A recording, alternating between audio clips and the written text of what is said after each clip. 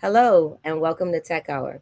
My name is Simone Smith Bean, Managing Director of SBC Corporate Services, and today on Tech Hour we have a fabulous guest, Michael Clare. Michael Clare is the head of digital assets at Liongate Bahamas Limited. He is a graduate of Lenoir Rhine University, where got his Bachelor of Science degree. He's also graduated from the University, Beijing Normal University, where obtained an MBA. And he received a second MBA in blockchain and digital currency technology from the University of Nicosia, located in Nicosia, Cyprus. I want to thank Michael for being with us today. Welcome, Michael, to our show. Thank you for having me, Simone. It's greatly appreciated and an honor to be on your show. Awesome. So I understand that you are a certified blockchain expert. Having been certified in cryptocurrency, you're an expert in blockchain technology. You're now the first Bahamian to have a master's degree in blockchain technology, and you are the regional ambassador for the Bahamas for the Global Blockchain Business Council. So you're very, very, very high in blockchain. So I'm very, very honored to have you on our show today to talk about blockchain technology and cryptocurrency. Welcome. No problem. Thank you very much, and I appreciate that so much. Thank you for the high praise. Thank you so much. I So, appreciate it. so blockchain technology is such an interesting area of study. What made you want to know more about blockchain technology and cryptocurrency? How did you get into the space? So back in around like late 2016, 2017, I first discovered it through one of my friends, my childhood friends I grew up with.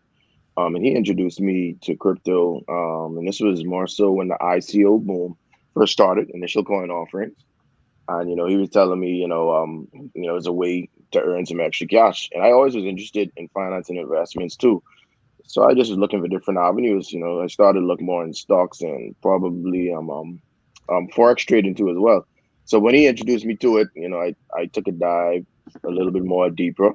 He showed me the ins and outs in terms of how I could get started and purchasing Ethereum to then invest in ICOs and stuff like that. So I caught my when I caught whiff of it and I took my first hit in terms of pulling the trigger on a particular investment. I was successful on that particular one. So after you get success that one time, you then want more. So I just kept diving deeper and deeper and investing. And of course, I was blindly investing at the time because I didn't have much knowledge. So of course, I lost some good money too, on bad projects and scam projects because I wasn't able to differentiate, the two legitimate to those projects that actually were illegitimate. And as I got more into it, I realized like this technology is phenomenal. Like it goes beyond financial purposes in terms of investments, trading, and being an investment vehicle. So I just started to, find material to learn more about the technology, which is blockchain technology, which is the underlying technology for cryptocurrency to operate. And as I just kept researching and diving deeper and deeper, I just became more intrigued. And I started just taking free courses online, whatever I could find, reading whatever I could find to the free material. And then I came across the course at University of Nicosia. They were offering a course at the time, and I, took the course. And after I took that course, I did well, and they offered me like a partial scholarship to continue forward with the master's degree program which they offered. So I took that opportunity and I was able, and funny story, I was able to pay with that in crypto because they accepted crypto for tuition at the time. I think they still do as a matter of fact. And I just was loving it since then. And I just stayed the course, completed the master's program. It lasted for about a year and a half, I want to say, year and a half, or close to 2 years. And yeah, and to this day, I still enjoy continuously learning about blockchain and cryptocurrency because it's still a nascent technology where it's still new. And there's new discoveries in terms of the purposes and the capabilities that can be done with it too. So I make sure I try to keep abreast and continuously learn because it, again, like I said, just about every day someone has a new project that can do X, Y, Z. And what you thought may have been the limitations of the technology, you find out that it kind of expands as humans discover different amount of capabilities. That's very interesting. You took the education route and learning more about the technology and going to university, what propels you to always want to continue to learn something new? Most people, Mm, when they come through university, they tend to start it off, but you right. chose to go the education route. Tell us more Mm. why that was their choice. Um, so for me, I don't. My thing is this: if I have a passion for something and I enjoy something, I I don't see it as a task to read and learn or watch educational videos and stuff like that. Like, because so it's like when you're in school, like high school or whatever, they give you topics and subjects that you're not really interested, like trigonometry and stuff like that. Like the average person, average student, we don't really care too much about it, so we're not going to pay much attention. But if it's a topic that really sparks your interest in terms of something you love, you're gonna be like it's gonna have your undivided attention at some point, and you're just gonna keep on diving deeper.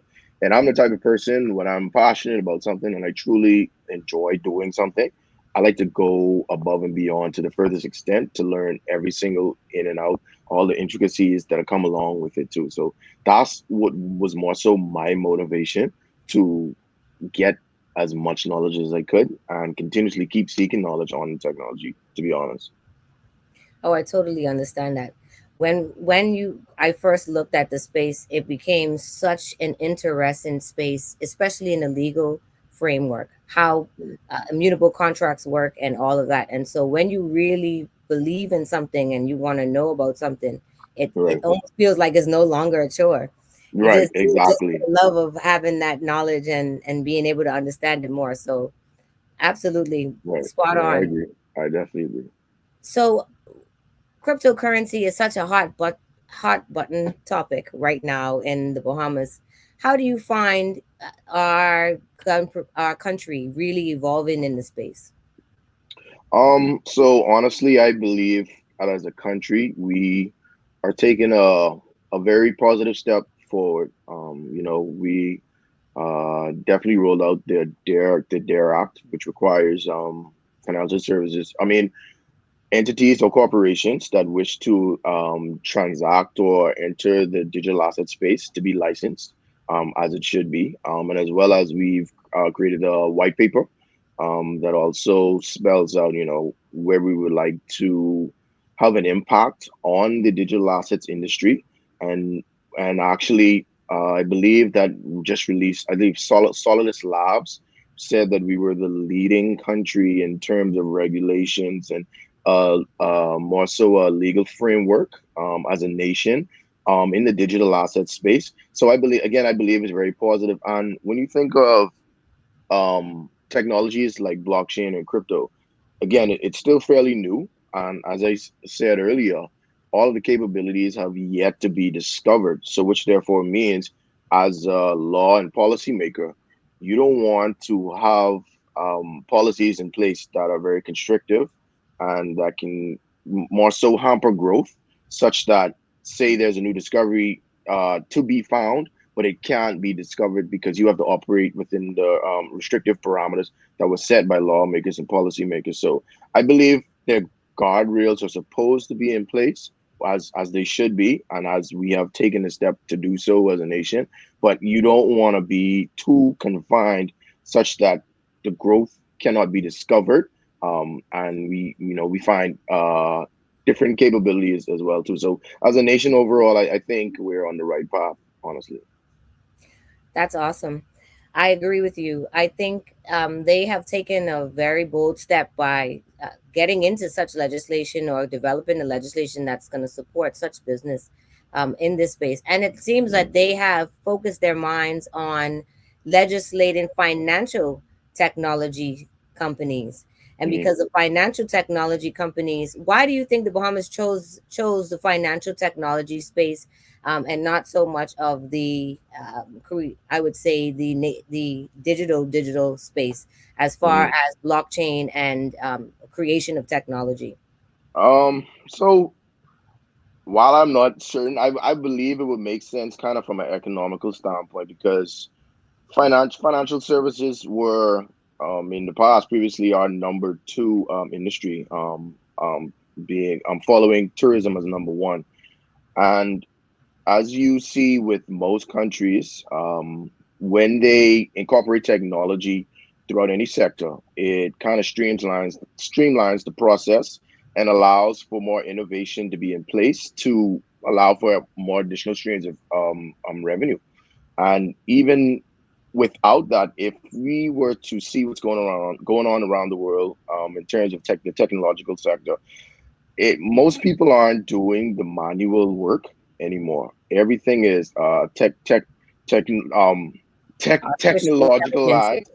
and, If and that's a artificial word. intelligence, Yeah. yes. Anyway, everything is pretty much done in an automated fashion per se, right? Nothing is manual processes are out with. If you go to certain parts in the states, for example, there aren't necessarily any tellers available at all anymore. Like if you walk inside a bank branch, maybe one teller. That's it. Everything else is usually done online or via the ATM machine, right? So fintech, I believe it's definitely well I'm certain it's close to $1 trillion industry, and it's definitely the way that should be implemented in any financial industry in any country worldwide because the things you can do with technology and as opposed to human capital and human labor is much more expansive as opposed to having humans handle the entire process per se. I'm not saying entirely remove humans, but it could be an enhancement factor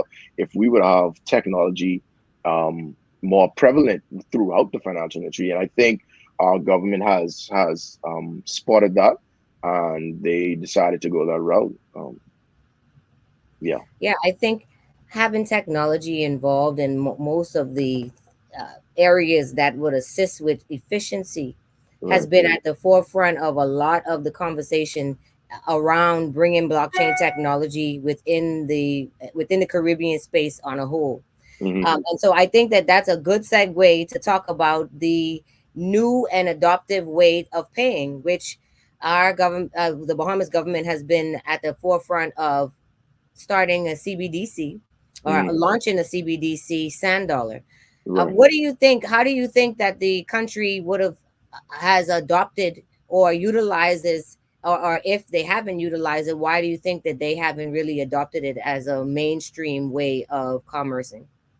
So I think it hasn't been adopted much so on a large scale here in the Bahamas because I think maybe most citizens are unaware. They're unaware of it. And I believe to a certain extent, while we're just now becoming like tech savvy as a nation, I still believe that the majority isn't quite comfortable with a fully digital financial way to transact per se, right? Because if you think about it, debit cards, and credit cards still aren't very prevalent in terms of being fully adopted throughout the Bahamas, right? It's still some stores that have yet to let you pay with your card, or if you pay with your card, it has to be a minimum of $20, $25, something like that, right? It isn't where you can do simple micro payments as low as $1 or something with your card, right?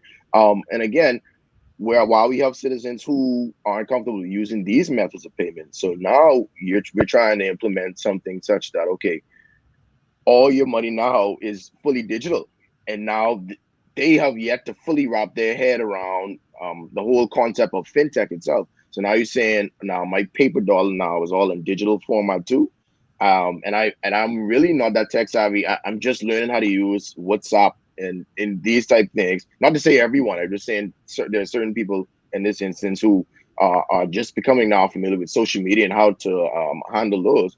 So now, when you're telling me my funding and my finances are now fully digital in this sand dollar thing, a little iffy. And as well as I know I'm if I am per se a cash heavy person, and I always and I and I'm used to having my funds in hand, my physical money, my physical dollar bills or what may have you, and I can pay those in the store.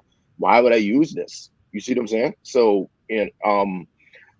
but what I would say is for those in the family islands, I believe it would be more advantageous for them given the situation and the climate, such that you have commercial banks closing their branches. So it's making it more difficult for them to access these funds, and as we've seen when massive hurricanes and stuff like this come, a lot of the banks were damaged. They were closed too as well, and But what was still up was the internet connection. And the advantage where a sound dollar can play a pivotal role is such that all you need is an internet connection. And so again, so when you have people who have their family members on outer islands and more remote islands, and they need to give them funds, whether it be food or what may have you. This is definitely, I see this is the most prominent use case as to where the sand dollar can be implemented the most. But again, like the adoption right now, I don't feel like there's not much adoption because there isn't it isn't necessarily mandatory in a way because I already have my payment options that I have available are working for me. Especially when you think about the capital in Nassau, the payment options I have available, cash, cards, and stuff, it works for me. So why would I use the sound dollar yet? Now, do you think mandatory might be the best way to approach it, or do you think it may be important for people to get receive their pay in it? Say Hmm. most Hmm. people in the Bahamas or around the Caribbean spend what they make.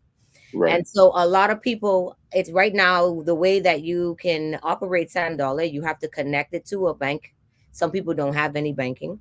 right. You have to connect, you have to upload the funds onto your phone. And once you upload it Hmm. onto your wallet, then you can use it, but you really can only use it in the Bahamas. So I Right, agree with you 100% on the fact that it will help family island persons. Absolutely, because when it's time for tragic or when we have a lot of disaster, it's very important for you to be able to assist your family very quickly. right, But on a right. real world standpoint, with all these digital asset companies around the world, sometimes I feel like there might be just a missing piece to it where it can be spent elsewhere or it can be ease of commerce with other Hmm. islands who are or Right. other CBDCs who may be involved. But I'm sure that's something that they have been thinking about at the central bank.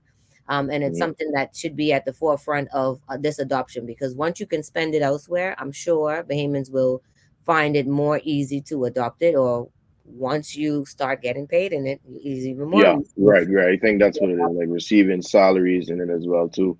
But even when you receive salaries, remember now the ecosystem still has to kind of be there, when the merchants receive this, because again, cash is still technically king in the Bahamas. So the merchants themselves, they want to be of assurance that hey, when it's time for them to convert to back to fiat, well, not well, it is fiat. But when they convert the hard dollars per se, they're able to do so because now remember the merchants, they are purchasing from their wholesalers and those are foreign entities they purchase from. So That's right. again, sound dollar cannot be used outside of the borders of the Bahamas. So that's a key area too. Which is definitely, Very important for trade. So, yeah. how old do you think that you should be when you to really get into blockchain technology? How what's the age that you think that people should be learning about it and understanding it? To be honest with you, I would say since a toddler, because if you think about it, you know why I say that? If you think about it now, kids now, from starting from the age of 1, they have their tablets now, their tablets with the little case or whatever, what may have you, and they're watching cartoon, and it's amazing, right? Because I had actually have my little niece, like she's only a toddler, and she has a tablet, walking around, touching, know how to switch the videos on it, like things I found it a little bit mind-boggling because as a toddler, you wouldn't think she know, but she knows what show she wants to watch, and she'll sit there play with a tablet. And 1 year, she's 1 years old. She can't even talk yet. Just started learning how to walk, and she's watching different shows. So I said it to say if we have like cartoons or animations just for kids, teaching like things of that nature, because some of the videos that she watch are educational too, like different language videos where she's learning Spanish and things of that nature. So if we would have little animations and cartoons that touch on blockchain technology starting from that young, I think that would be a great thing. I don't think that would be bad at all. I think that's a great idea. I Right. think having technology that's really for the younger generation Mm-hmm. that would expand their mind is so key Mm-hmm. in forwarding and spurring the real development and growth in them because they are our future at the end of the day. Mm-hmm. And they're going to be coming up with these new ideas and these new Right. protocols that are going to be geared towards their future, people who are Right. coming behind them. And so Mm-hmm. introducing it early is really important, and having Yeah. the right type of programs that will teach them how to use it. Very Yep. important. Yep. I agree with you. My daughters, when they first started using a tablet, I was amazed at how they already knew where to go Yep. and what to Yep. touch and how Yep. to engage with it. And they learn how to play video games on it by themselves. Yep. Like, 5 and 8. It's amazing, man. Amazing. And I remember when I first got my first game console, which I might be telling my age, but I had a Nintendo, Yeah. Yeah. Yeah.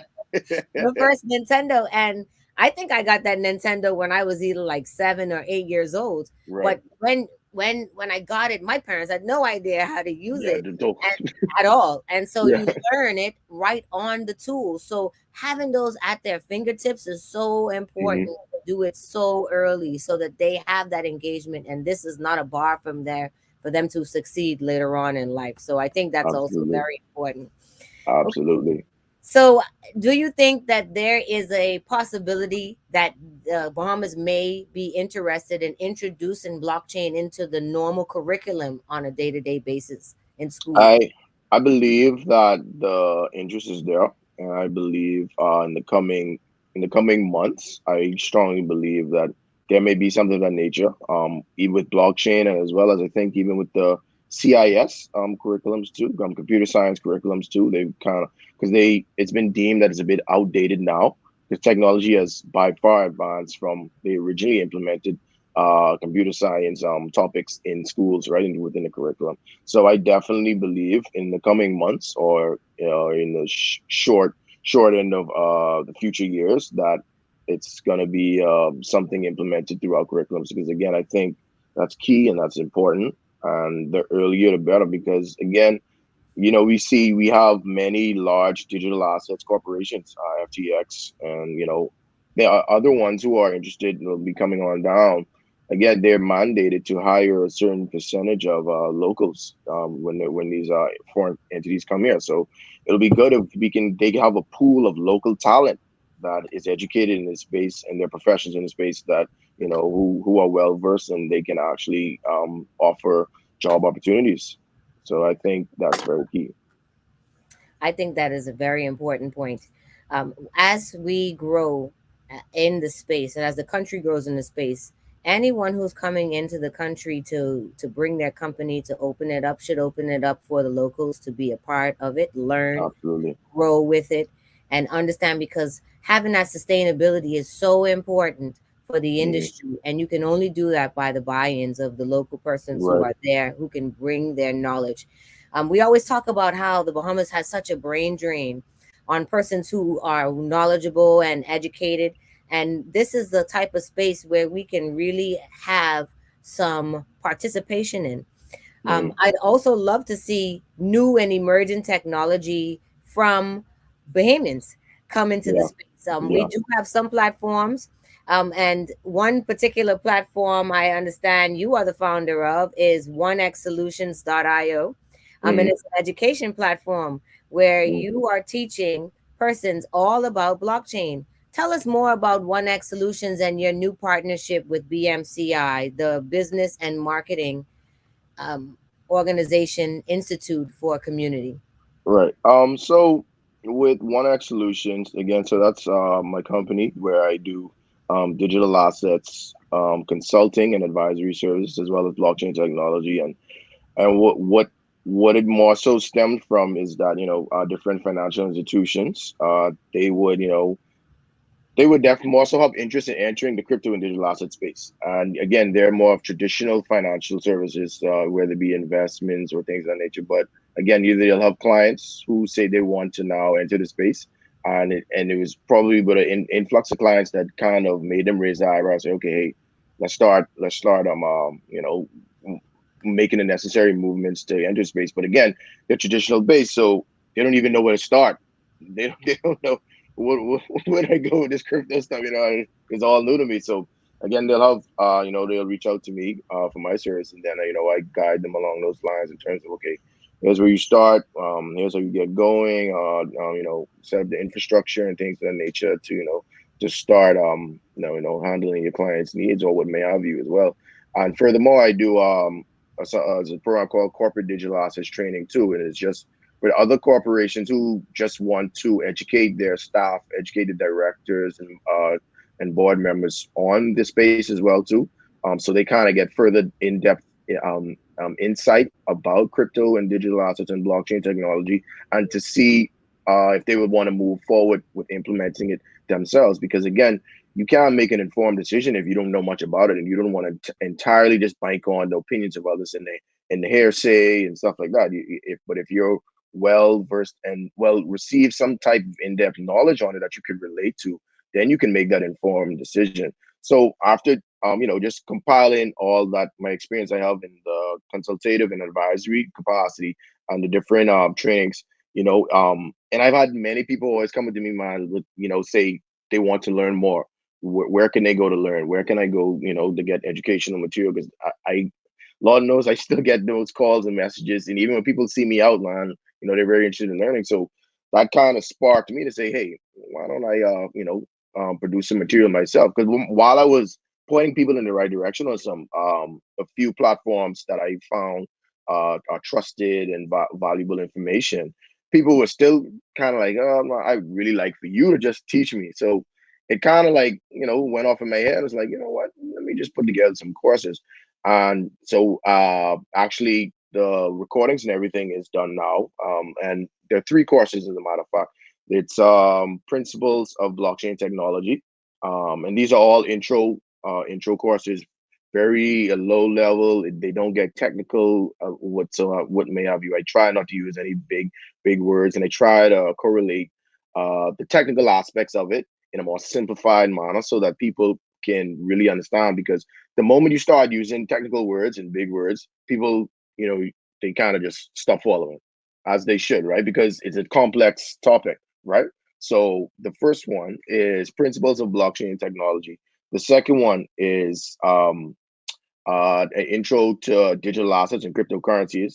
And the third one is actually cryptocurrency beginner's guide for cryptocurrency investment. And it's all educational. None of it is investment advice whatsoever. It's just educational. And I'm also speaking from my experiences too within the crypto investment guide. Just some things you should look for, some do's and don'ts, how to spot scam projects, a little bit of risk management, not trying to just when you jump into space, you putting all your money in one time and things of that nature. Things like I try to teach, and again, it's very it's high level information, but it's taught at a very simplified manner because I want the average person like who has no technical background whatsoever to kind of relate. So that was the whole aim of creating these courses. I don't want to just aim for a particular crowd only. I want the average Joe to say, hey man, I really understand this. You explained it in a very good manner that I could relate to, and and they would find more appreciation for it.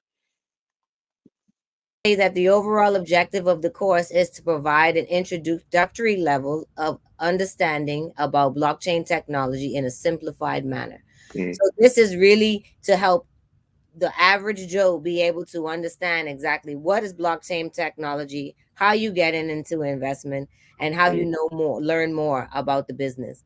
right, right, correct. And so you've recently partnered with the Business and Marketing Community Institute, Mm. BMCI. Tell us more about BMCI and this partnership with One X Solutions. So with BMCI, they're a platform that provides an array of courses as well, and it's online courses such that they provide in a manner where they're modules, and after each modules, you're also provided allowed to take quizzes too.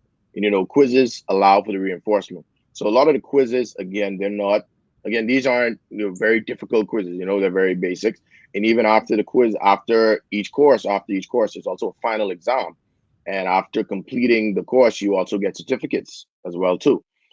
So that's what BMCI, their platform, is very pleased on what they have to offer, and that made me kind of partner them and just offering the courses. So the courses themselves will be hosted on the BMCI platform, whereas once you register and subscribe and everything, you get your login credentials, you log in and you can track your progress. You can also go back and look at the modules as well at your own pace. Again, it's all at your own pace, right? So when you complete each course, it's all on you. It's self-paced.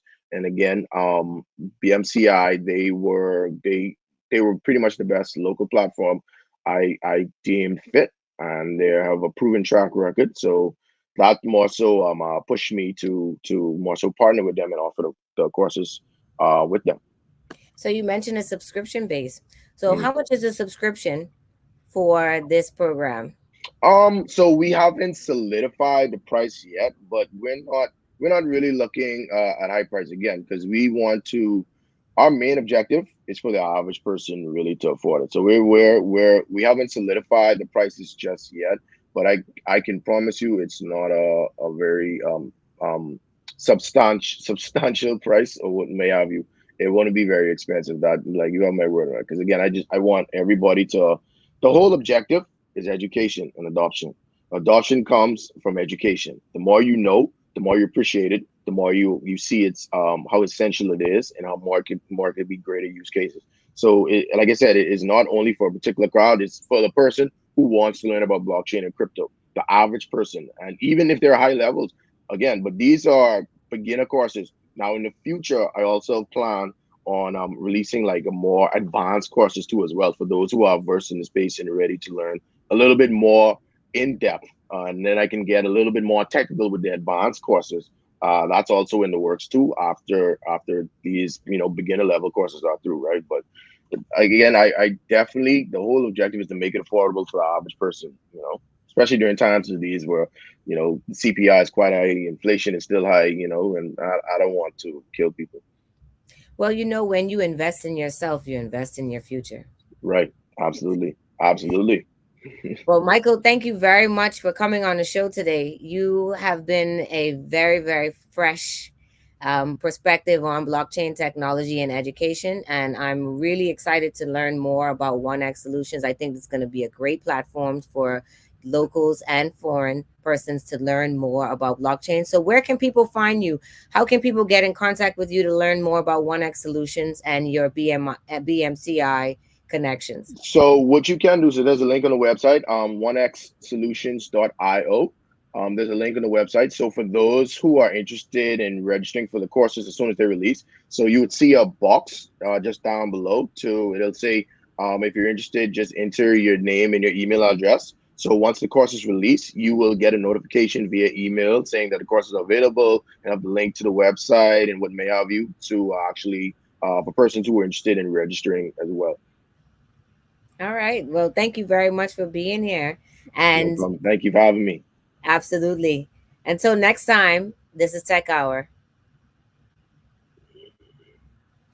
All right, Lois, that was good. Okay, Michael, thank you very much for your time. That